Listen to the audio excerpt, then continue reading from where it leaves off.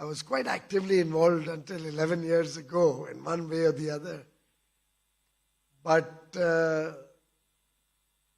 what I have learned over the years, the experience gained over the last 10 or 11 years in government, and my own belief in collective investment initiatives like the mutual fund industry, give me the confidence to say that what each one of you as custodians of people's wealth are doing is not just managing their money, but it's actually in some sense also a great national service.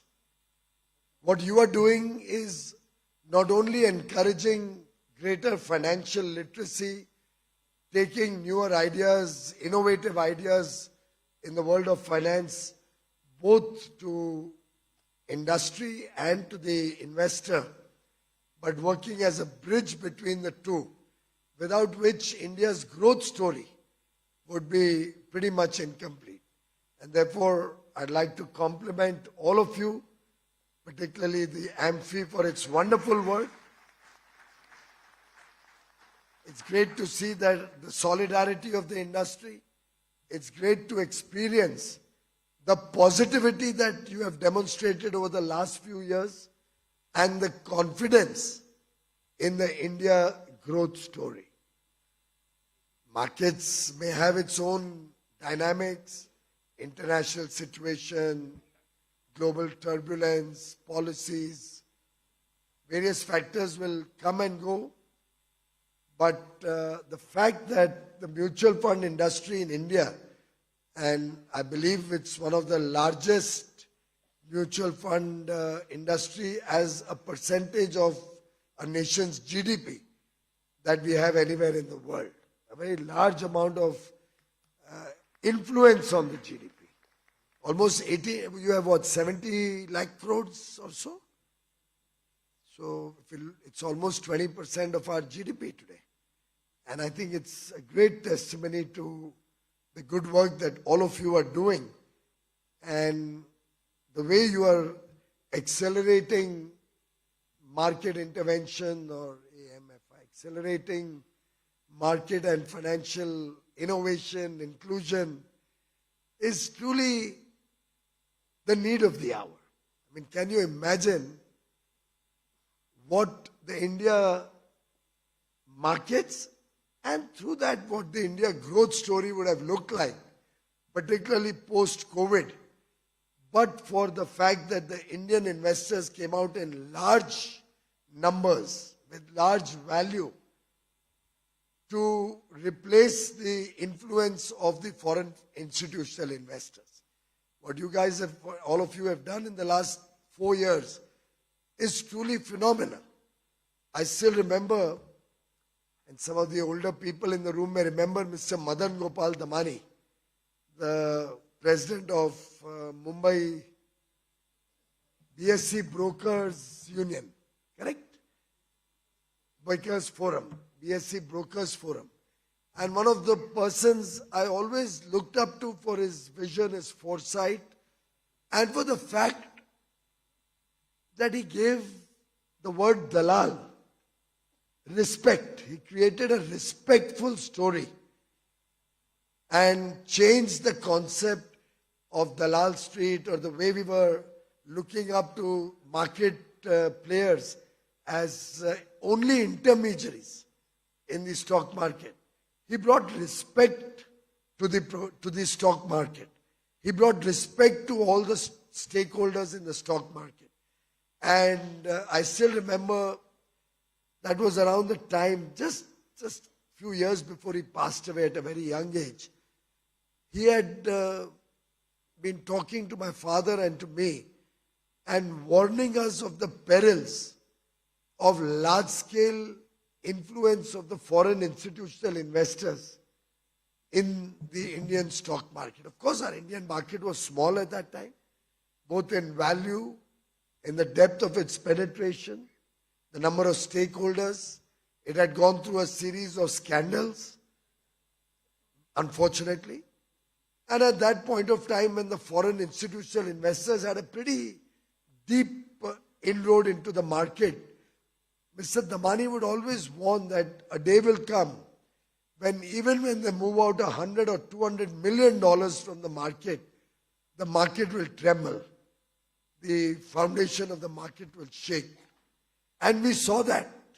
We saw that happening for several times before the mutual fund industry or your collective investment initiatives like SIPs and all, and the domestic institutional investors really came in a big way to intervene in the market, to support the market, and support taking financial literacy and financial products to remotest parts of the country, to tier 2, tier 3 cities. And in that sense, I must compliment all of you for bringing the Indian equity culture to age. Having said that, we cannot ignore the perils of investment and the kind of investment culture that we have seen developing in some, I wouldn't put any adjectives, but I would say in some parts of the market. Now let's look at the India stock markets over the last 2 or 3 years and the build-up and the run-up that we all saw. So much so that we would hear gory stories of a car dealer having a couple of showrooms and a valuation which was hitting the roof. We would hear of 100x price earning, book price earning ratios being reflected in the stock market valuations. Now that's something we all need to reflect upon. We need to think through how we will ensure that such run-ups don't happen in the future, because they're clearly artificial. They're clearly not sustainable. And we are facing some of the brunt of that. I remember talking to Nilesh Bhai and other stakeholders from this sector. During that period, the markets were running up crazily, I could say, about the fears that I always had of what would happen to the small investors, because it was unsustainable what we were seeing. And a lot of it was driven by A, a lot of money flowing into the market, B, the compulsions of the market to deploy capital, the FOMO effect that we saw in large number of investors, particularly the middle class investors, the young investors who would see somebody in the neighborhood come out with a brand new car and, hey, how did he finance that? He made money in some stock that nobody had ever heard of, bought a car beyond his means, bought a house beyond his means, only to land up with a crisis in his own life when things started right-sizing. And therefore, I think it's imperative that whenever we celebrate the joy of huge super profits, we must also be very conscious of our responsibilities towards our stakeholders. And I do believe that a lot happened in the last few years. A lot of, I would say, misinformation, a lot of calculations and a lot of publicity or communication or information flow about unending ability of the market to go on a one-way street. And I think it's time, it's been a wake-up call for many of us. It's been a wake-up call for some of us who have probably got small investors interested in the market, but may not have necessarily taken care of their interests as diligently as was expected of market intermediaries like the mutual fund industry. Even now when I see the data and I see that despite all the global turbulence, despite all that has happened in the last, particularly in the last few months, which is causing disturbances in organized markets, I think the strong companies, the companies with metal in them, I mean metal not as in tomorrow nobody blame me that I am trying to promote a metal company. I mean METTLE, companies with capacity, with genuine worth for the valuations that the market gave them, have still maintained reasonable pricing. Maybe some of them may have seen some downfall. But by and large, the Nifty still reflects decent valuations. I don't know what's the latest forward earnings, what, 18, 19 or 20? 19. So one would say for a developing or the world's fastest growing nation, it's still reasonable. Maybe some small correction here or there may still happen. Or possibly if earnings start reflecting the growth, and we just got the growth number yesterday of 6.2% in Q3, and reflecting exactly what we told all of you, that the first quarter and second quarter, first quarter because of elections, second quarter normally because of monsoons, and the lag effect of the elections is an outlier. I hope we can sustain that momentum. I think both public spending and private capex is showing signs of comeback. And the fact that we have 1.4 billion aspirational young Indians, we are one of the world's youngest large countries. I think some of you may have heard me talk about the 30 by 30 by 30 matrix. We have a set of people in India who are under 30 years old, expected to continue to be a young country under 30 for the next 30 years. And surely, with the power of compounding, with the power of demand that 1.4 billion people with talent and skill generate, in the next 30 years, we'll add at least, if not more, $30 trillion in less than 30 years. So imagine what a growth story. It's a compulsive growth story. So surely the two-car dealer, I hope nobody minds my using an example, but I'm only using it for effect. That if any of us have advised any of our clients to invest there, we'll have to take the flak, and maybe someday we'll need to see AMFI also becoming more conscious of its duties to investors and isolating or taking the veil of those who have misguided investors. So even with a great growth story with $30 trillion being added to our $4 trillion, hopefully by 2047 when we celebrate 100 years of independence, by this young, bright and powerful Indian population, it cannot for the life of me justify some of the wrongs that we have seen patently in the market.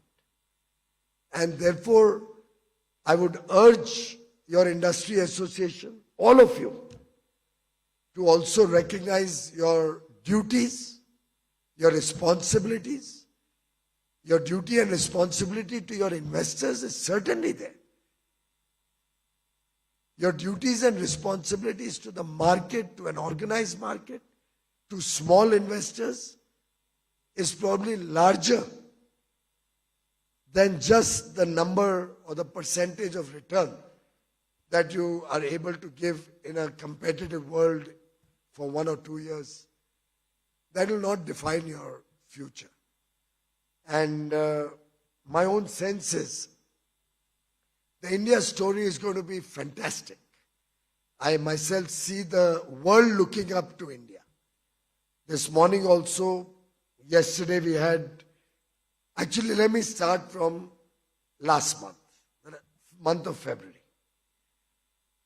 We had 100 companies from Switzerland, Iceland, Norway, and Liechtenstein who came to India for 3 days, interacted with Indian businesses, experienced the India story, went back energized to support the $100 billion investment that is a part of the commitment that the AFTA countries, these 4 countries have given to sign the free trade deal with the Modi government and with India. $100 billion. And by the way, it's going to be all foreign direct investment. Your Norwegian sovereign wealth fund money market investments into stock market is not included in that. This $100 billion solid investment coming into manufacturing, innovation, technology, staying in the country for long. $100 billion as a part of an FTA with clawback provisions. If they don't invest in the next 15 years and create 1 million direct jobs through this $100 billion foreign direct investment, India can claw back the benefits we've given.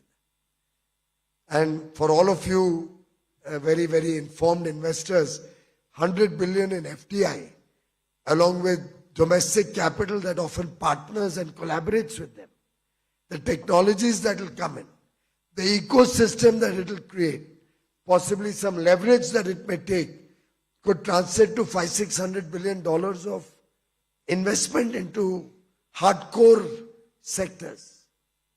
The 1 million direct jobs can translate into 5 or 6 million well-paying, good jobs into our ecosystem. And that's only with a small part of the world economy. Or around the same time, we had 130 companies coming in from Israel, a plane load of them. And the minister told me each one paid anywhere between $5,000 to $10,000 to be on that plane. It was an exclusive by invitation, 130 companies from Israel. And why did they come here? They see opportunity in India. They see talent. They see skill. They see growth. And they're trying to woo me to do an FTA with Israel. And I've been telling them, what is in it for me? And he said, we'll demonstrate what is in it for you by coming there and showcasing our best. Around the same time, or 3-4 days after that, we had the Amir of Qatar with a high-powered business delegation and investors visiting India. I often lose track of the number of ministers who are coming in and asking me they want to start FTA negotiations, but at least one FTA is almost done, which hopefully we'll announce very soon. Another 2 countries are harassing me. I mean, I say it in a nice way, so don't misunderstand. I'm saying it only because we should be proud as Indians. It's not a harassment. I withdraw that. In Parliament, we are allowed to withdraw if we made a goof up on our language.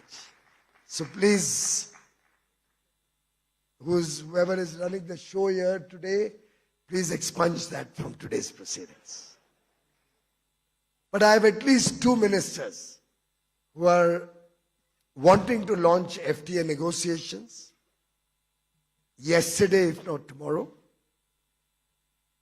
As we speak, my last week's agenda was the UK Trade Minister, the start of the week, with his whole team, 2 days of intense negotiations for the UK free trade engagement, which we've relaunched after all the political turmoil in their country got over. Hamari to continuing government hai, we are in our 3rd term. Thanks to all of you.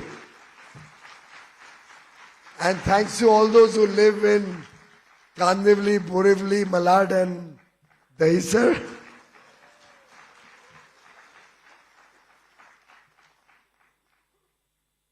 And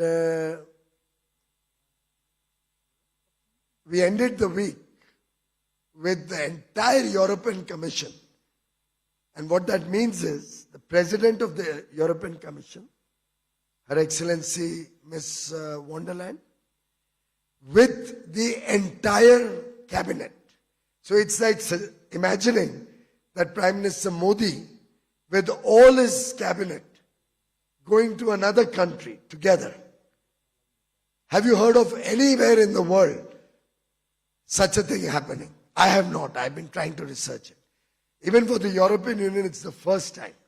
But it demonstrates the confidence the two countries, or rather the set of European Union and India, have in each other.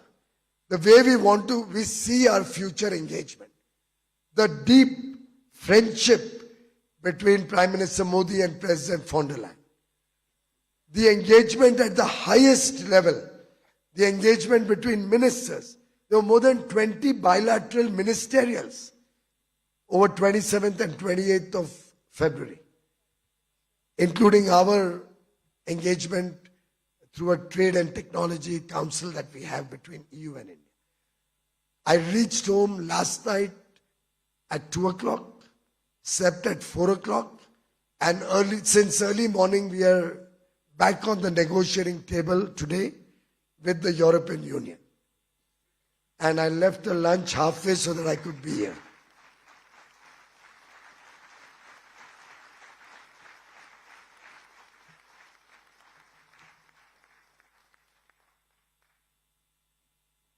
It's the time that comes once in a nation's history, where you have a decisive leader,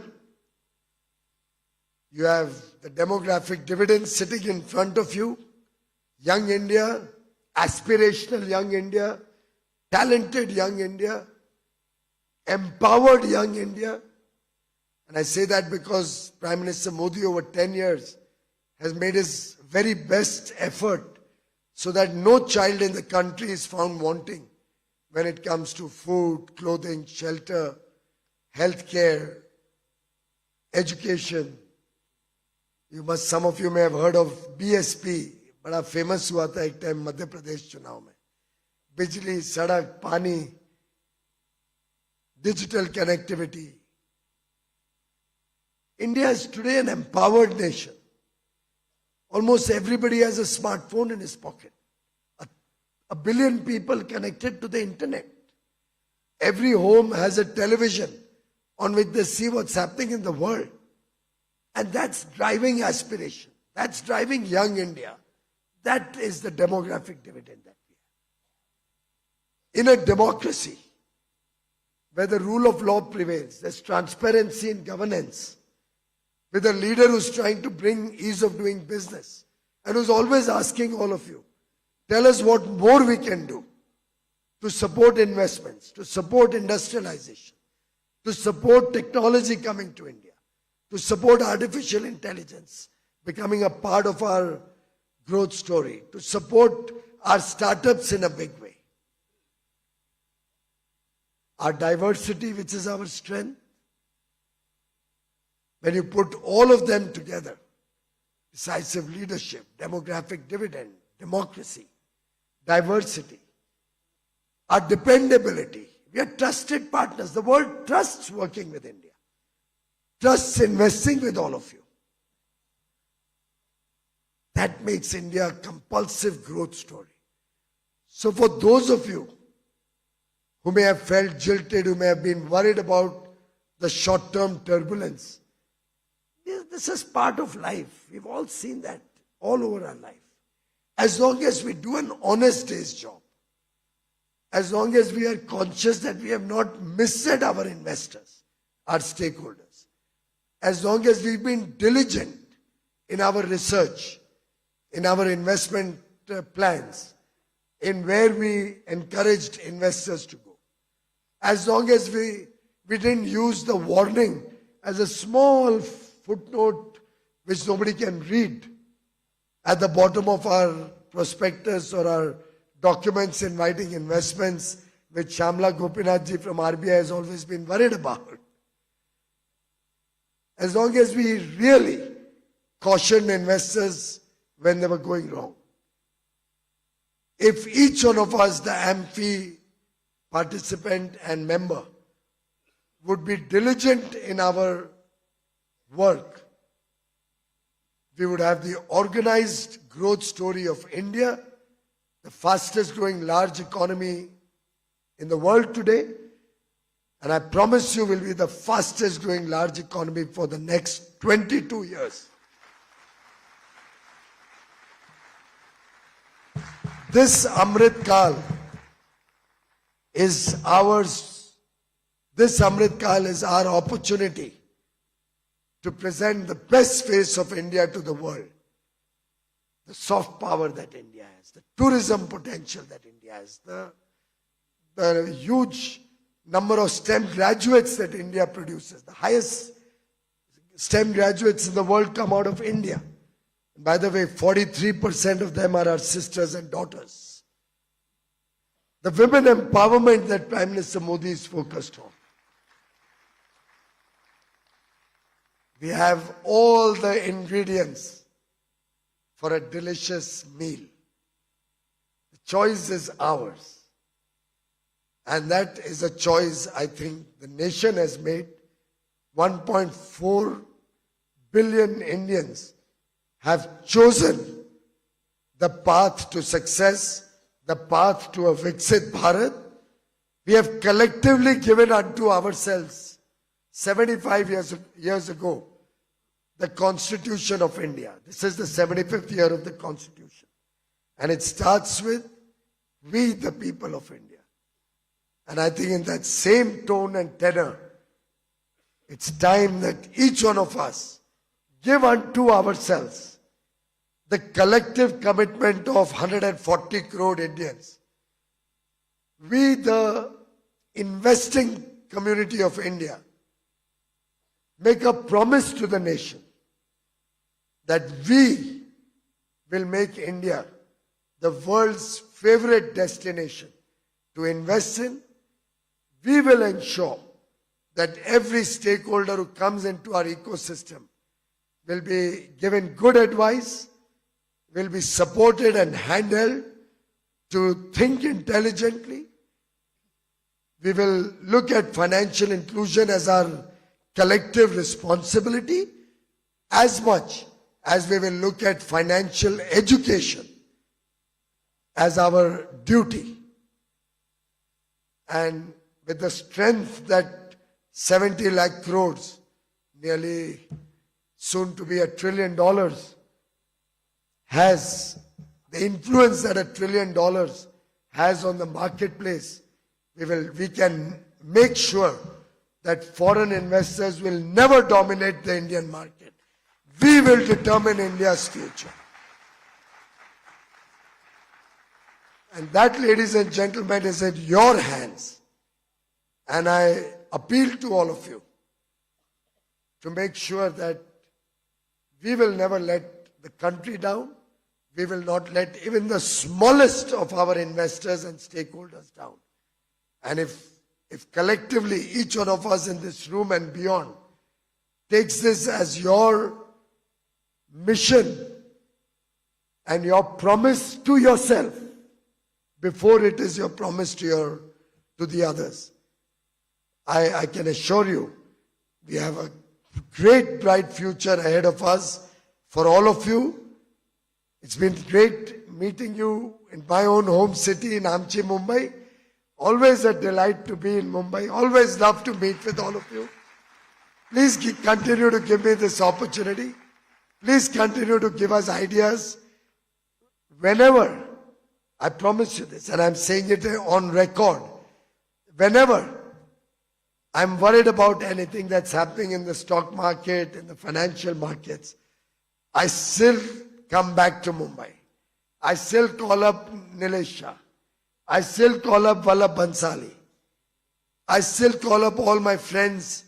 Venkat here is from State Bank of India. Navneet Munot, ex-State Bank. I don't know why he didn't start his own business so far. He knows my views about it. Let's see some more entrepreneurs. Let's see some more of you competing with each other, collaborating with each other, working together as friends, but having fair competition also. But I look up to Mumbai to lead this charge, to make investing easier, to having organized marketplace, be it the bond market, be it the stock market, be it banking, be it insurance. Let's work together so that our primary, our position as the financial and commercial capital of India remains with all of us. We continue to serve the country while we continue to make good money out of our business also. And we are the wealth creators, wealth generators, who really make the engine of growth in India a reality. Let's be proud of our work and let's give to ourselves, to each one of you, a big round of applause for your success. Thank you.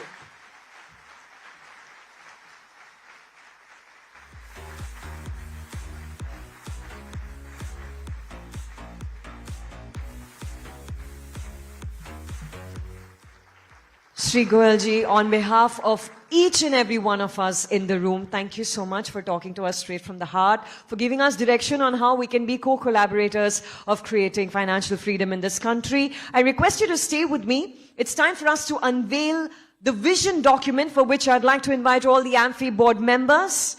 Mr. Gautam Mehra, partner PwC. Mr. Navneet Manot, Mr. Venkat Chalasani, all the AMFI board members, requesting all of you to please join us on stage.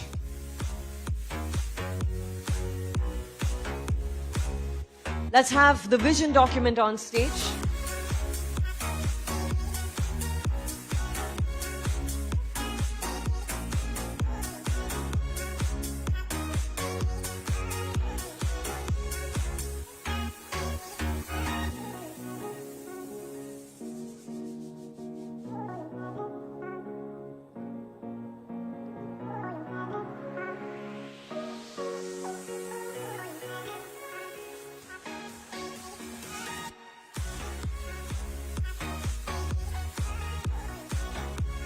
Requesting our dignitaries to kindly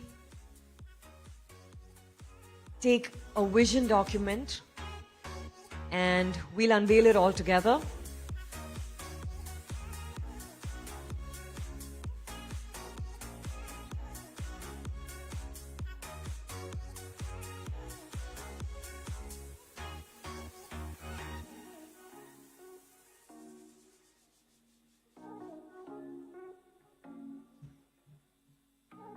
All right, everybody, it's time to unveil the vision document, and we will do it all together with a thunderous round of applause.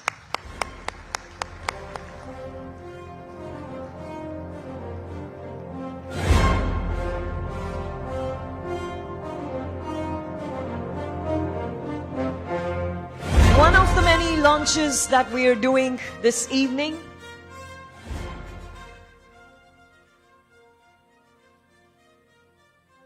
Yes, I'd like to, let's take a look at what's inside the vision document. Can we have the video, please? India stands at the threshold of a historic transformation. The year 2047 will mark not just a century of independence, but the realization of our vision, a Viksit Bharat. As we stride towards a USD 30 trillion economy, the mutual fund industry needs to continue its transformative growth and become an active catalyst of progress. But how do we turn this vision into reality? How can mutual funds become both a vehicle for wealth creation and a pillar of financial well-being for every Indian household? Presenting the Mutual Funds Route to Viksit Bharat 2047.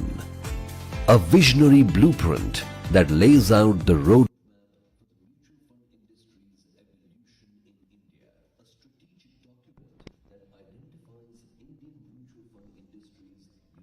opportunities, challenges and enablers, offering actionable solutions to achieve our ambitious 2047 goals. Expanding retail mutual fund penetration from approximately 3.6% in 2025 to approximately 15% by 2047. Empowering over 25 crore investors, scaling assets under management to approximately USD 33 trillion, increasing the AUM to GDP ratio from 19% to over 110%. As we move towards Viksit Bharat 2047, success will not just be measured in numbers, but in the lives we transform. This vision document charts the way forward, one that demands unprecedented collaboration, relentless innovation, and a deep alignment with our goal to foster financial well-being of every investor and every household. The mutual funds route to Viksit Bharat 2047. Viksit Bharat के लिए mutual funds सही है. Bilkul, let's have a huge round of applause. That was the inside, a sneak peek into our vision document, requesting all our dignitaries to please join center stage once again. Mr. Gautam, thank you for joining us. I request you to please take your seat. As I invite Mr. Ashish Vora, President and Business Head, Crystal Intelligence, to join us, because what we will do next is release the AMFI Fact Book. It is called the Sahi Journey, the AMFI Fact Book for 2024. Yes, our dignitaries requesting you to please come